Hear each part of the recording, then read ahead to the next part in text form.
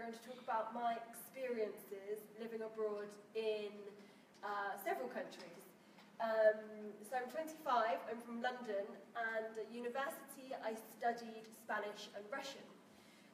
In the UK, this means that if you study languages, you have to do a year abroad in a country which speaks your respective languages.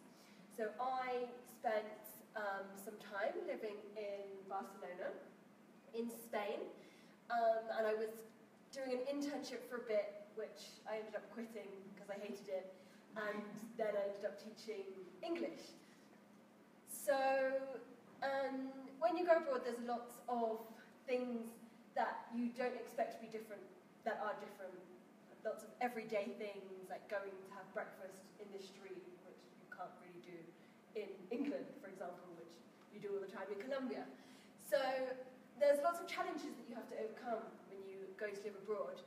These are some of the things that you have to deal with. So sometimes things not going to plan, as I already explained with my internship. Finding accommodation, people to live with, living independently, which for many people who are abroad, it could be difficult because I know in Colombia and Mexico, most people live with their parents. So perhaps going abroad means going to live independently, paying rent, washing your own clothes, cooking for the first time, which is daunting, but well, it's something that needs to be done, no? And it's really fun. Living with strangers as well, so this is obviously a great way to meet people, but it's a very different kind of experience in terms of you can't just leave your stuff everywhere because it's not your family and it's not your friends. So it's a personal growth experience as well as a language experience, which is what I'm kind of more focusing on right now.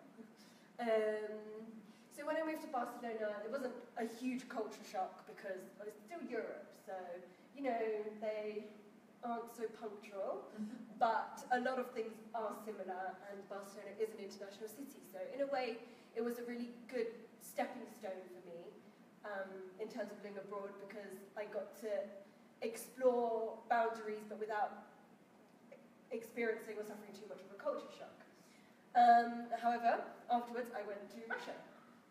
I went and did a semester in St. Petersburg with my beginner's Russian. Just to put into perspective, when I went to Spain, I'd been studying Spanish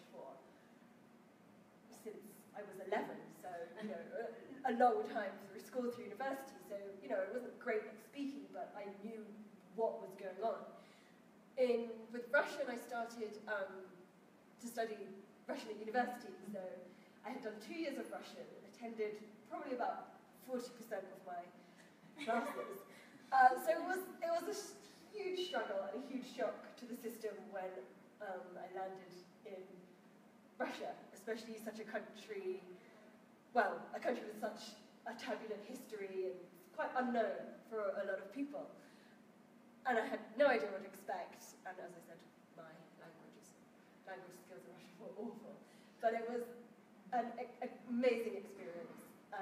It was scary, and there are a lot of things that I probably did and my mum probably would not have be happy to know in terms of taking risks. But it was great in terms of languages because I knew so little Russian. I mean, I knew, you know, we were grilled grammar, and that's it, you know.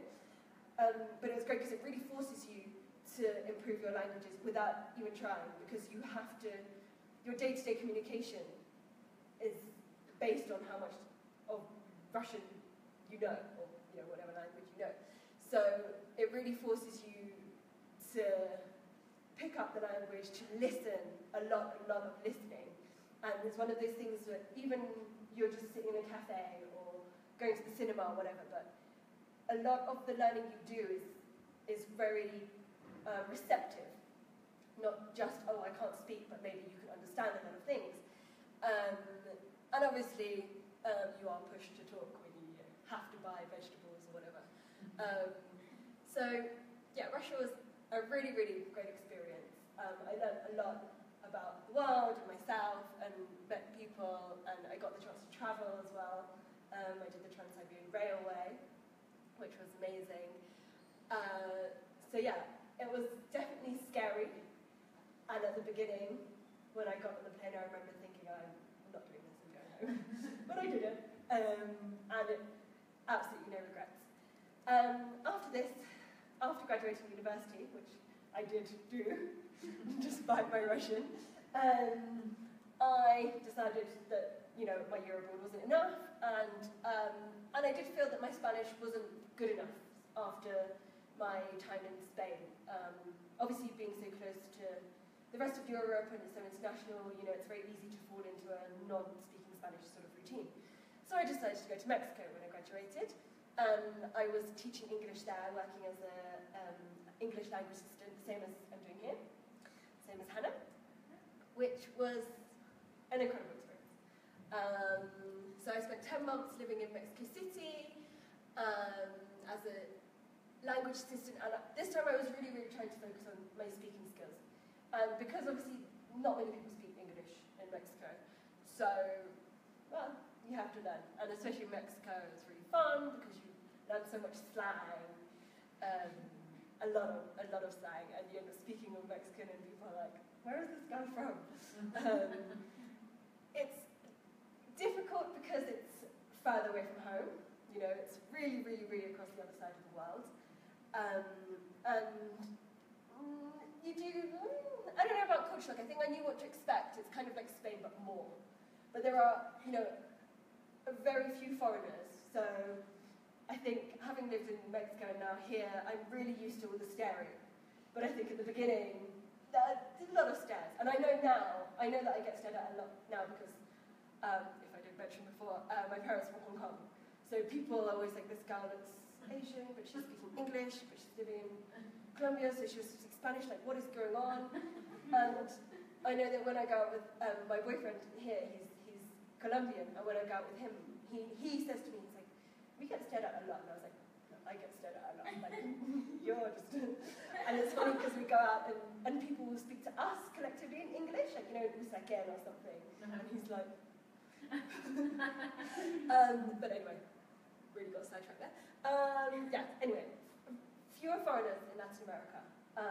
So that can be difficult to deal with, especially with the staring, and obviously there's the element of machismo, which means the kind of women get treated differently and sometimes not in a nice way, and it can be really difficult to contain that when, you know, there's a lot of wolf whistling or cat noises that people make. The other thing about Mexico is it was great because I had all the other assistants and you have this network. But sometimes you can arrive and you can have no one. That's what happened when I went to Spain, it was the same. Where I was working, there wasn't anyone I could hang out with. It was like my boss and one other person. I was like, okay, awkward. And in Mexico, I really pushed myself in terms of meeting people. I think one night I just decided I wanted to go and learn salsa. So there are so many networks like couchsurfing and meetup and things like that, that you can just, there's so many new people moving around all the time. You shouldn't feel afraid to be like, oh, but I'd never go out on my own. So my second week there, I think I just went to a salsa class, which turned into kind of like a night, like a salsa night. And I ended up meeting one of my best friends, this is him, that I spent a lot of time with in Mexico, and just saying yes. I think being from the UK, we are very cautious and very suspicious. And it happens to me even now, some people come and they're like, oh no, and I'm like, what do you want? Like, do you want my purse? Do you want my phone? Is there a problem? Like, I went to one like this the other day and I was just parking my bike and the security guard came out. I was like, is there a problem? You know, he was like, no, I just want to say, you know, I'm the security guard, like I'll be, you know, watching over your bikes. I was like, nice. it's nice. I think that it teaches you a lot of things about your own culture that you don't know until you have them, you know, next to each other, and it's interesting and it's fun. Sorry, I'm getting just talking about random things. Anyway, after Mexico, I went to, well, I come to Colombia. I'm working at a university in Chapinero, and well, clearly living abroad is a great experience because this is the 4th time I've done it now, so there's a reason why I keep sort of coming back going abroad, and I think I get a kick out of going to a new place. I see it as a challenge, you know. I'm like, okay, right, I'm going to go to this country, go to this city, and be like, cool, right, let's see if I can do this, you know. It's a real challenge for myself. And yeah, I think I get a real adrenaline rush out of it. So now I'm in Colombia, really enjoying it, and yeah, to be honest, I don't see myself going back to live in London anytime soon. So not necessarily going to stay in Colombia, but I think, you know, my options are open, and I definitely will be looking to move to maybe somewhere else next. So this is just a summary of things, reasons why you should live abroad. Your language skills, obviously, I haven't really spoken about that, but I think that's kind of a given. I think that's one of the main reasons people think, oh, I'll go live abroad. But there is a whole host of other reasons why you should, and how it will literally, you know, change your life. You meet people from everywhere, so different countries, different backgrounds. I think at home you tend to stick with people, you know, who are the same socio-economic background as you, because that's just how it works with school and things. So you can go abroad and really get to know people from all different types of backgrounds and see that you have stuff in common, and you can be friends, and maybe open your eyes to different views of the world. So also cultural sensitivity, so it challenges your own prejudices about other people and places. So I think we make a lot of assumptions about people from other countries. You know, it's funny when you get questions from students in class, like, oh, but in England, don't they do this? And have you met the Queen? And don't they always drink tea at 5 o'clock? And some of them are funny, and some of them are like, no, actually, like, obviously me coming from a different ethnic background, I get a lot of, what's going on? And I have to explain, like, London and the UK is so multicultural. We have so many different people from different countries. Like, it's so normal. If I walk around in England, no one would even look at me, you know? Whereas here, people are it's really important. I think, yeah, it really pushes you to be out of your comfort zone. And as a, like, if you're looking to develop your skills as an employee, that you can adapt and deal with uncomfortable situations, which I think is really, really important, because I think most of us, especially young people, get a bit comfortable, especially, I don't know, in the first world, like, with our cushy lives. I think some of us are just kicked out and just have to deal with life on their own. Build your confidence, arguing with taxi drivers, salesmen. If you're in a relationship, best way to learn a language is if you can argue and cry and have like an emotional breakdown in another language, I think you're done. And if you're homesick, I think that's the main reason why a lot of people tend to not want to go to abroad. You know, I think with all with Skype and everything, you can keep in touch with everyone so easily, and you meet so many people, and I think the experiences that you have abroad will far outweigh, oh, I miss my mummy, you know?